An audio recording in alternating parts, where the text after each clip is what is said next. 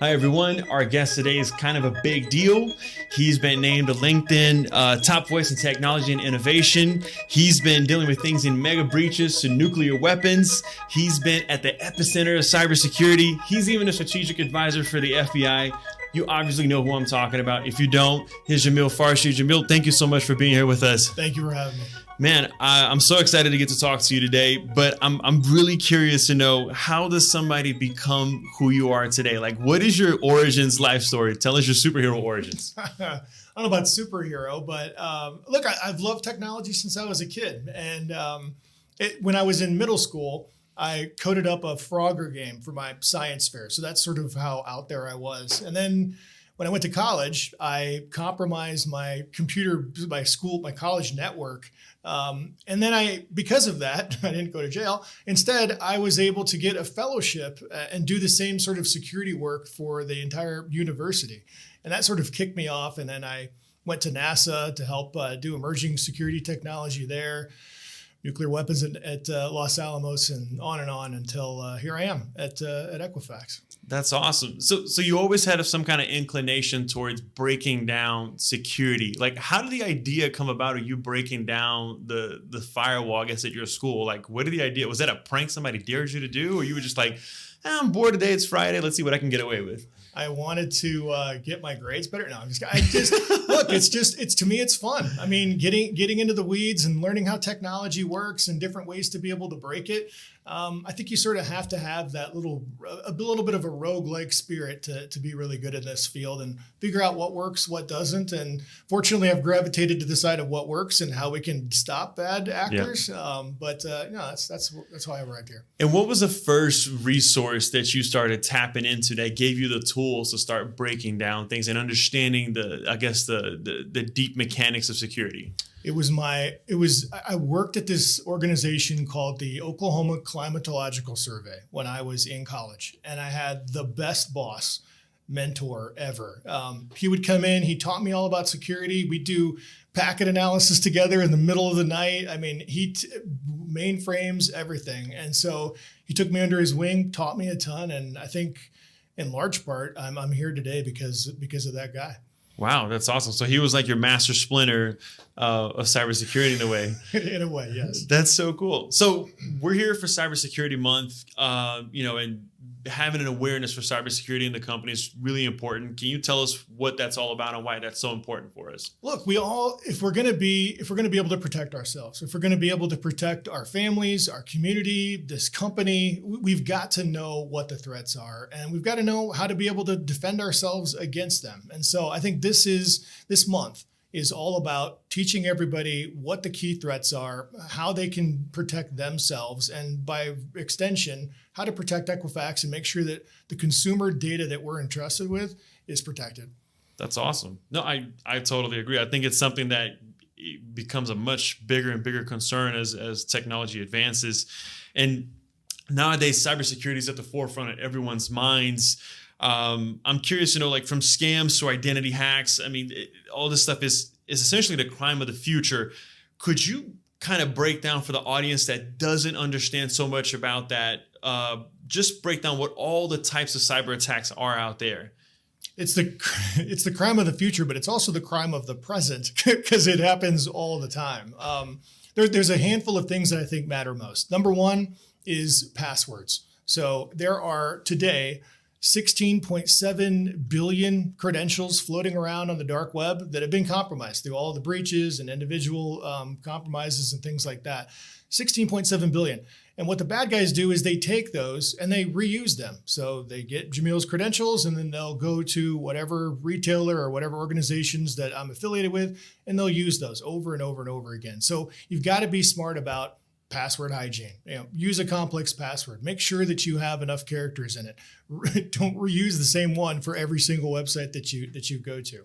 That's one, the passwords. The second one I think is critically important is phishing. So there's bad actors all over the place, sending emails, sending smishing text to your phone, WhatsApp, whatever it might be, to try to trick you. And they try to get you to click on a link or to give them some information. And people fall prey to this all the time. And that tends to be the entry vector for them to do all kinds of bad things. So Do your best. And if your gut tells you something might be off, this message isn't right, this person doesn't, it doesn't have much validity, just abandon it. Do not click on links. Do not provide them information. And just by doing those two things, you're going to be in a far better place. That's awesome. Now let's talk a little bit about the password thing, because it's something that we tell people over and over again, like, hey, make your passwords different, make them more complicated. But I've heard statistics that, if you have a 12-character password, it's 62 million times harder to crack than it's a 6-character password. Can you break a little bit down of like how that works, just to encourage people like, hey, like passwords are really important. And if you just make it, 12 characters long, now you're making it yourself that much safer. Yeah. So there's two ways to break a password. The first one is using something called a dictionary attack. And so what you do is you just effectively, the bad guys take a dictionary, normal words that we all say every time, all the time. And you just use that as the basis to then say, okay, here's Jamil's account. I'm going to use every one of these dictionary passwords. Okay. So dictionary words. So if you use one of those standard words like tree or house or whatever, it's going to be compromised because it's super easy to do it. The second way is through what's called brute forcing. That way, what I do is I say, okay, I'm going to start with one character and try every single combination of that one character, then 2, and then 3, and then 4.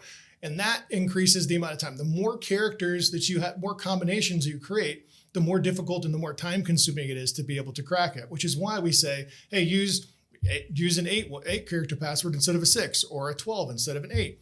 And then the more types of characters that you use, the more difficult it becomes, because you have to search through the entire range of every one of those characters, which again creates a huge number of potential passwords that you could have, which just takes a long time to be able to compute. So essentially brute forcing is when they use some kind of algorithm to try to find common patterns. So the more, I guess, the bigger sequence of characters you have and the more randomized patterns, the harder it is for them to be able to break it, right? Correct. Yep. That's awesome, man. So and that's super scary stuff. It seems that hackers and scammers are always finding new ways to start hacking people and creating these kinds of scams. And we always have to be on our toes.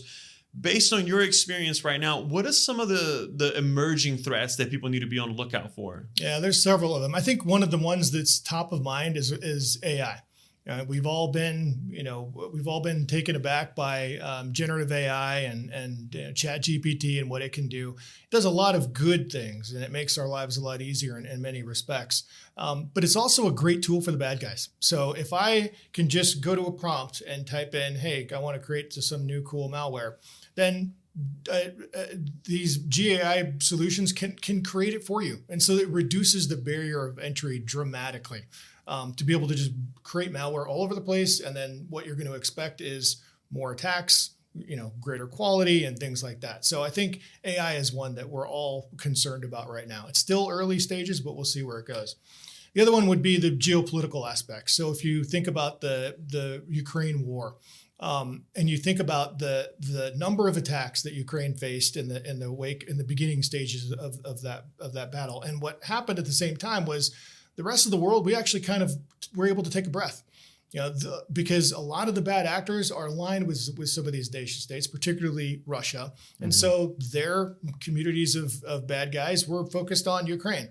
That's shifted now. And so they're back targeting everybody else that's out there. So these geopolitical situations change the dynamics of the landscape dramatically. But the one thing that's constant is that they're continuing to improve their techniques, and they're getting more and more bold. Whether you look at some of the attacks on other nation states, like Costa Rica got attacked, took their entire government out last year, I believe it was. If you look at some of the attacks, Australia got hit with a whole host of attacks back to back to back.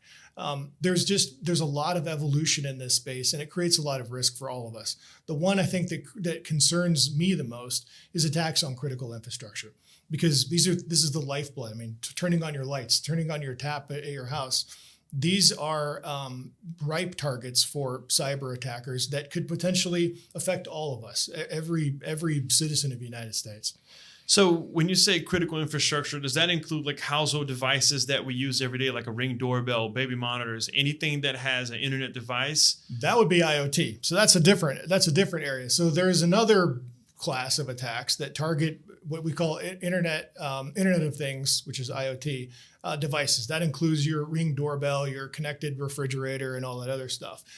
In fact, right now, there are massive botnets, i.e., millions and millions of devices that have all been compromised that are owned by the bad guys that they control, that they can then point and attack, whether it's a denial of service attack to take things out or to do other nefarious things that are out there, because these devices are very easily compromised because they don't have great security in them typically.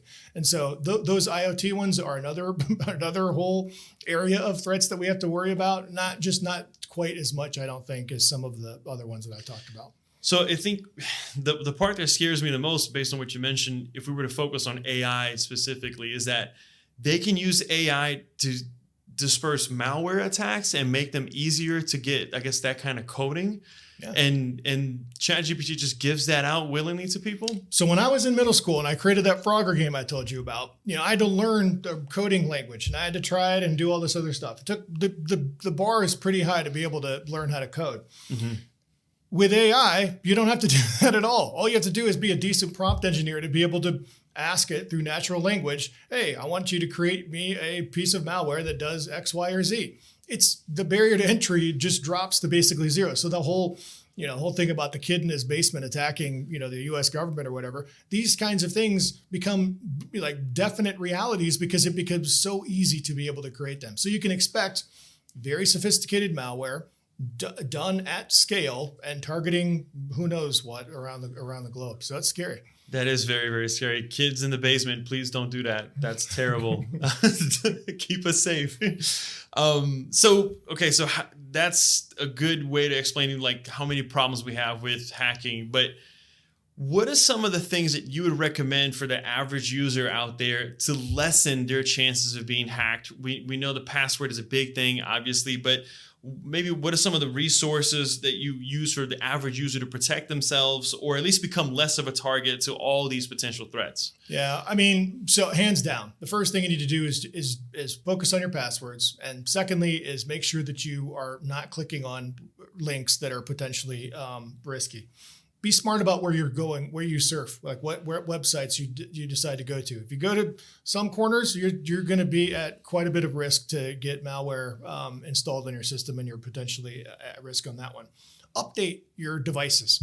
I know it's annoying, and it's annoying for me too. You get the update and you're like, oh, I'll just do it later. I'll do it later. Just click accept and update your devices, because the more updated they are, the less risk that you're going to be taking on, because it's going to be more difficult for you to have vulnerabilities and things like that on your devices. Another one that I think is good, because there are so many breaches, and because I think the average person has 187 different online accounts, is to these organizations periodically get compromised, and they will, lose all of the account information, and that account information that's getting used by the bad guys. There's nothing you can really effectively do about that. What you can do, though, is you can take advantage of things like credit monitoring. So if your credentials are compromised, if some bad actor is trying to create a new profile for you and get credit in your name or use your credit lines, you'll be able to get alerted and notified of this kind of stuff. The other one I always highly recommend is to work with your bank to make sure that you get notified whenever there are unique transactions on your account. And so you'll be able to at least have a front row seat to things that are changing, and you'll be able to take advantage of them.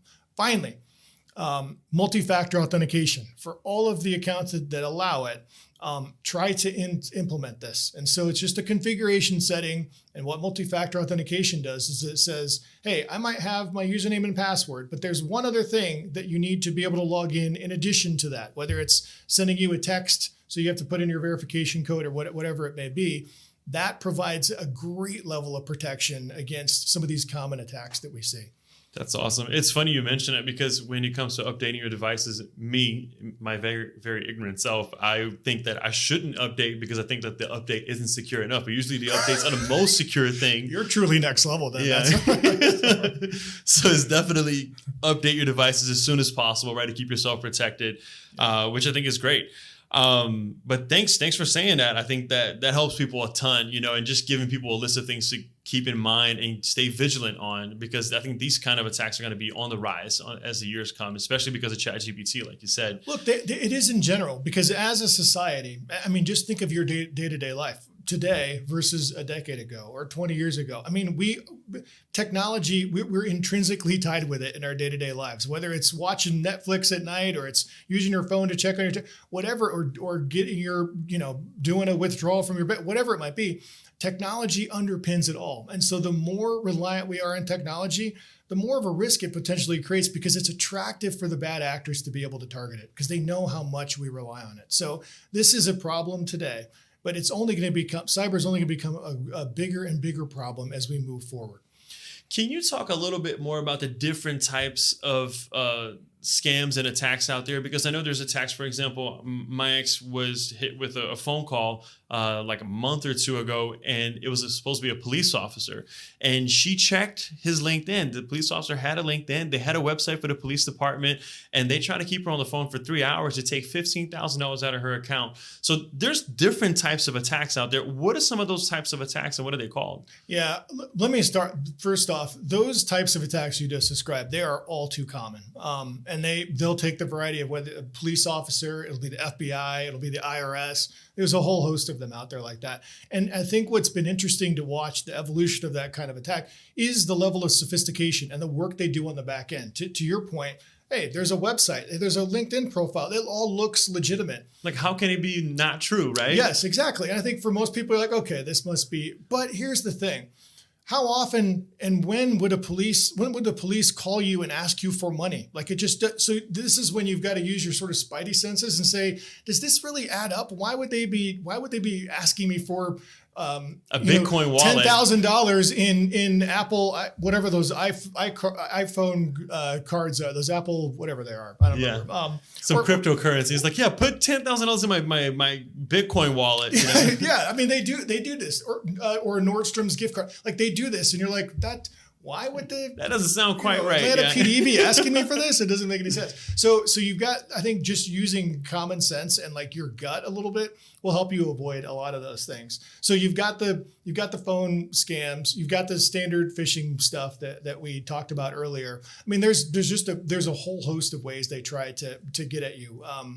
Oftentimes, and almost exclusively as it relates to cyber, they're going to do it through some technical means, though. You're going to get an email. You're going to get a phone call. There are cases where they'll send you snail mail and have you try to do something in that respect, but those are less common nowadays because they don't scale as well, so it's more difficult. But they always involve the transfer of something that you have over to them, and they'll typically build in a pretty nice story around it to just try to make it seem more authentic. So you've got to be super careful on that one. The other one that's not so much of a scam that affects a lot of people is ransomware.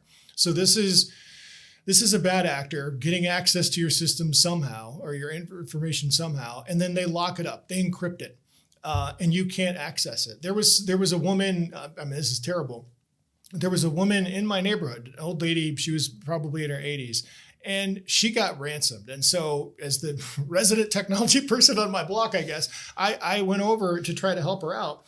And there's nothing you can do because it was just her personal computer, had all of her pictures of her grandkids and nephews and stuff like that. And it was all completely locked up. And the bad actors were asking for, it was $2,000. And so her computer is locked up. It just shows the screen, you must pay this and this is how you do it. It's through Bitcoin and stuff like that. But because she didn't have any kind of backups whatsoever, she was stuck in the water. She lost you either everything. Pay or you lose it. And she ended up losing all of that because all those pictures and memorabilia and stuff because she didn't have backups in place. So there's just a ton of ways that these bad actors are doing it, and they do not have any conscience at all. Like, they will get zero you remorse any way possible. And so it's a bad scene. So you've got to be cognizant of the threats and just do your best to try to keep protected. That's awesome, man. Thank you. I think everybody else out there is really going to appreciate having some of this information and hopefully implementing some of this. Now, let's do a quick lightning round for Mythbuster style for cybersecurity. This is all true or false, okay? So Mythbuster round here. Hackers only target big corporations and government agencies. True or false? False. Huge false. And here's why. They actually try to go for the soft underbelly. It's the old the weakest link in the chain thing. They target small to medium-sized businesses and individuals to a crazy extent. Why? Because they're soft targets. They don't have, smaller businesses don't have the investment money to be able to build out a security program like, for example, we have here at Equifax. Individual consumers don't typically update their devices. They don't spend as much time because they aren't as knowledgeable about this stuff. And so the SMEs and the individual consumers, they get targeted a ton. So it is completely false that it's just the big boys in the government. So they're easier targets. All right. Here's another one. Storing data in the cloud is less secure than on-premises storage. True or false? That's also false. That's there was this notion going on for the longest, especially when cloud first came out, that, oh my gosh, if I move my information to the cloud, it's going to be super at risk. Anybody can get to it. Yeah, it's in the cloud. There. Yeah, it's there. It's available. It's not, though. Here's the thing. If you do it right, the cloud offers you monumental improvements over the traditional on-prem implementations. You get real-time visibility. You get all of these new capabilities that you never had at your disposal. You get two-factor authentication with the cloud. That's a big thing. That is something you could do there too. So it is false. There are all kinds of benefits to leveraging the cloud. Very cool. All right, last one. Older adults are more susceptible to cybercrime than millennials and Gen Z. True or false? Cap or no cap? False. That is also, it's mind-blowing, but it's actually false. There was a study done recently where it showed there was almost a 2-to-1 ratio of millennials getting compromised versus the elderly. And I think at least for me, I'm like, oh, it's like my grandma who's getting hit by this stuff and she's more susceptible to it. But it's not true. There's questions about what the driver is for it. Likely it's millennials are on their devices more. And so just the amount of time that their exposure is greater. But hands down, the most targeted and the most victimized are the millennial population. Yeah. Thank you so much for taking part of this podcast and educating everybody. I think this is something that the public desperately needs right now. And I'm so grateful to have somebody like you on our side who's so knowledgeable and knows all the ways to protect people and knows all the ways that people can be attacked so that we can protect everybody out there. So thanks again. I hope we have you back here soon enough. And yeah, man, let's do it again. I appreciate it. Stay safe out there. All right.